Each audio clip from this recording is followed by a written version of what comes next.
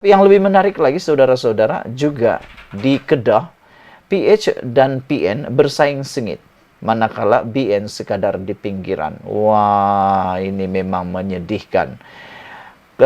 Menyedihkan, sungguh menyedihkan. Masa yang berbaki semakin suntuk, dan setakat ini petunjuk mengisyaratkan tiada parti boleh meletakkan keyakinan penuh bahawa mereka mampu memenangi banyak kerusi di Kedah. Pemerhatian Malaysia kini setakat ini mendapati persaingan sengit berlaku di negeri jelapang padi itu, lebih membabitkan Perikatan Nasional dan Pakatan Harapan PH. Kalau begini, berkuburlah Barisan Nasional di Kedah, berkuburlah Zahid, habislah harapan terakhir Zahid. Di mana lagikah Zahid mau cari kerusi pun kita tidak tahu. Di Perlis sudah banyak yang tiga tuh hampir boleh dimenangi oleh Perikatan Nasional ataupun Pakatan Harapan di Perlis. Kedua-dua gabungan itu mendominasi di kubu kuat masing-masing dalam usaha mempertahankan kemenangan dalam pilihan raya lalu. Melalui pemerhatian, didapati sokongan terhadap PN menunjukkan mereka berpeluang untuk mempertahankan kerusi Parlimen Sikh dan Jerai, manakala PH dijangka mempertahankan Alor-Setar, Kuala Muda, Merbuk, Sungai Petani, Pokok-Sena, dan Kulim Bandar Baharu. Pun begitu, gerakan PH mencari kemenangan sebanyak mungkin terganggu sedikit dengan perkembangan terbaru di Padang Serai. Kematian mengejut calon PH M. Karupaya mungkin akan menjejaskan rentak mereka. Selain itu, terdapat sekurang-kurangnya 5 kerusi berstatus kelabu dengan peluang 50-50 bagi PN dan PH, termasuk di Jerlun, Kubang Pasu, Pedang, dan Baling. Yang aku nak tahu, di Kubang Pasu tu ada pejuang. Siapa lagi kalau bukan anak Tun Mahathir. Jadi, takkan dia tak boleh menang pula di sana kan? Di Jerlun, penyandangnya Mukhriz Mahathir dilihat agak bergelut untuk menyaingi sokongan terhadap calon PN Abdul Ghani Ahmad selain Othman Aziz BN serta Muhammad Fazil Muhammad Ali untuk Pakatan Harapan. Pertandingan 4 penjuru itu memberi cabaran besar kepada Mukhriz yang mewakili pejuang untuk selesa berdepan lawan-lawannya. Selain itu, bekas Perdana Menteri Dr. Mahathir Mohamad pula dijangka masih mampu mempertahankan kerusi Parlimen Langkawi, dan saingannya terdekat setakat ini ialah daripada calon BN Armisha Siraj. Tinjauan Malaysia kini sebelum ini mendapati sentimen Mahathir sebagai tokoh yang banyak berjasa kepada Pulau Legenda itu masih menebal. Bagi Parlimen Kubang Pasu pula menjadi kerusi tumpuan walaupun penyandangnya Amiruddin Hamzah menang dengan majoriti besar pada PRU 14. Setiausaha Agung Pejuang itu mendapat tentangan hebat daripada calon BN Hasmuni Hasan yang juga dilihat berpotensi untuk menawan kembali kubu kuat BN itu. Justru kerusi Kubang Pasu boleh dianggap sebagai salah satu harapan terbaik BN untuk meraih kemenangan pada kali ini. Pada masa yang sama, BN kemungkinan kelihatan sukar untuk bangkit daripada kekalahan besar pada PRU apabila sokongan kepada parti-parti lawan mereka menunjukkan peningkatan. Oleh kerana itu, didapati BN sedang bergelut untuk sekurang-kurangnya mengekalkan kemenangan di 2 kerusi yang disandang sebelum ini, yaitu Baling dan Padang Terap. Bagaimanapun, pertandingan lebih 3 penjuru menjadikannya sukar menjangka hasil akhir pada Sabtu ini, lebih-lebih lagi untuk menebak kecenderungan pengundi muda yang memangkah kertas undi buat kali pertama. Di kawasan Padang Terap, UMNO mempertaruhkan naib presiden mereka Mukhriz Mahathir Mazhir Khalid, bukan Mukhriz Mahathir, Mazhir Khalid. Di atas kertas dia kelihatan tidak menerima tekanan berat daripada calon parti-parti lawan. Namun jika rekod 1099 majoriti undi berpihak kepadanya pada PRU 18 dijadikan kayu ukur, Mukhriz tidak boleh selesa, khususnya berdepan saingan calon PN yang mempertaruhkan Ketua Pemuda PAS Kedah Nurul Amin Abdul Hamid. Sementara itu, penganalisis politik dari Universiti Malaysia Perlis UNIMEP, Muhammad Izmir Yusuf, berpandangan situasi semasa di Kedah menyaksikan momentum sokongan rakyat kepada PN dan PH. Di Kedah, saya lihat persaingan sebenar adalah di antara PN dan PH. Dari segi momentum, sokongan di peringkat akar umbi kelihatan berpihak kepada PN, katanya. Ia dibantu dengan kempen-kempen pemimpin utama PN yang turun membantu calon-calon mereka di Kedah. Begitu juga komitmen ditunjuk Menteri Besar Kedah Muhammad Sanusi Maknur yang aktif turun padang untuk berkempen, katanya. Pada masa sama, kata Pensara Pusat Sains Liberal UNIMAP itu, BN tidak kelihatan membawa pemimpin tertinggi mereka ke Kedah untuk membantu parti terbabit. Dua nama yang disebut Izmir ialah Presiden UMNO Ahmad Zaid Hamidi dan timbalannya Muhammad Hassan. Untuk rekod, kedua-dua nama terbabit kini turut sibuk di kempen di kawasan masing-masing. Jika Ahmad Zaid di Bagan Datuk, Muhammad pula mencuba nasib di kerusi yang ditinggalkan oleh Khairi Jamaluddin di Rembau. Saudara-saudara yang saya hormati sekalian, memang agak mengejutkan untuk melihat BN berada pada kedudukan sekarang ketika di negeri lain parti itu dianggap garang untuk mencari banyak mungkin kerusi. Lebih menarik ialah bagaimana PN mampu menonjol melebihi populariti BN.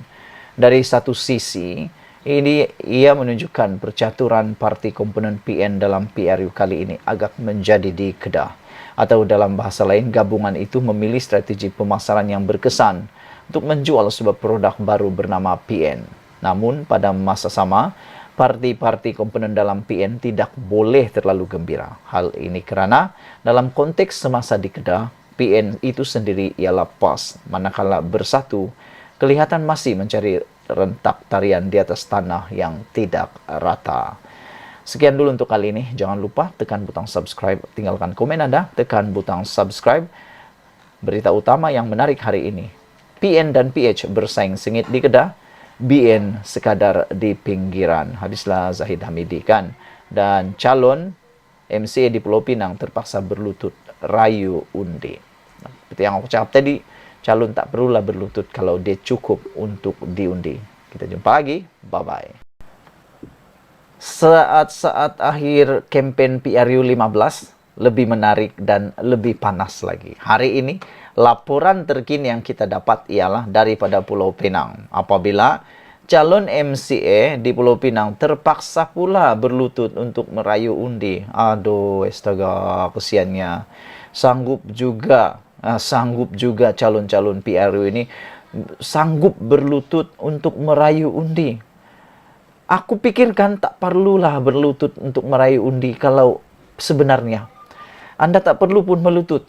Anda tak perlu melutut. Anda hanya perlu bekerja menunjuk yang betul Anda itu layak untuk diundi.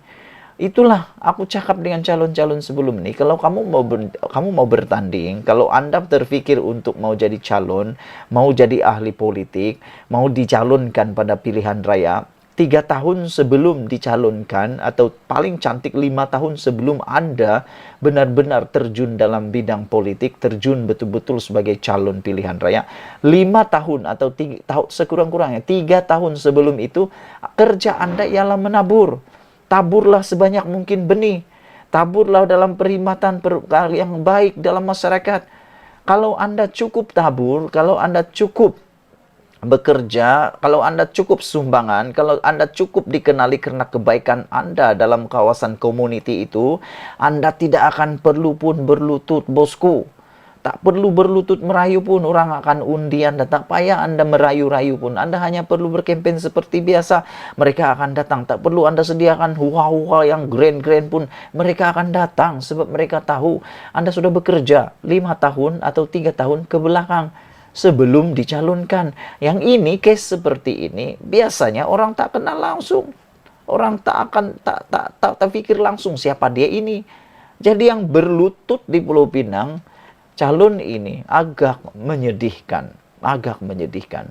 Yang patutnya nanti ialah lepas Anda dipilih ahli pilihan parlimen atau ahli politik, Anda patutlah berlutut kepada penyokong-penyokong yang memenangkan Anda. Itu baru betul.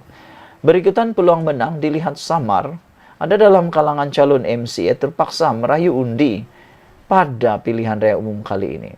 Calon MCA di kerusi Parlimen Bagan, Tan Chuan Hong, dilihat sanggup berlutut di atas pentas bagi merayu sokongan pengundi sebelum memulakan ucapan dalam program parti itu malam tadi. Selamat sejahtera semua. Hari ini saya terpaksa berlutut. Bolehkah Anda mengundi BN? Kata beliau lagi. Bukan pasal boleh atau tidak, tapi ini soal masa depan negara. Ini soal masa depan tempat itu. Dan ini soal tentang layak atau tidak Anda. Tak perlu melutut pun kalau memang Anda layak, orang akan undi. Tan mencabar pengurusi DAP Lim Guan Eng dalam pertandingan 4 penjuru di kerusi Parlimen Bagan. BN mengadakan ceramah mega di seberang perai malam ini, di mana kira-kira 250 orang hadir, tetapi orang ramai beransur-ansur atau beredar ketika acara itu masih berlangsung. Aduh, kesian juga kan? Ketika Naib Presiden MCA Tan Tiak Cheng berucap pada pukul 10 malam, hanya separuh daripada hadirin yang tinggal. Dalam masa yang sama, tidak jauh daripada situ, lebih 500 orang menghadiri ceramah di EP. Tan bukanlah calon MCA pertama yang merayu undi dalam kempennya pada PRU ke-15. Menurut laporan media, calon kerusi Parlimen Indra Mahkota daripada parti itu juga, yaitu Kwek Tai Siong, turut membuat rayuan serupa untuk mendapat sokongan pengundi. Saya mohon, undilah calon BN. Saya tidak mau kalah lagi, katanya pada Selasa lalu. Astaga, ini memang seru dan amat menduka citakan apabila beberapa calon ini sanggup berlutut untuk mahu meraih undi. Aku kata tadi senang saja, buat kerja awal, menaburlah awal dalam masyarakat, berbuat baik supaya Anda tidak perlu berlutut. Mereka lah yang berlutut supaya Anda dicalonkan. Itu baru betul, bosku. Jangan sampai sudah mula pilihan raya, baru tiba-tiba muncul macam chips mo. Itu yang menyebabkan Anda terpaksa berlutut.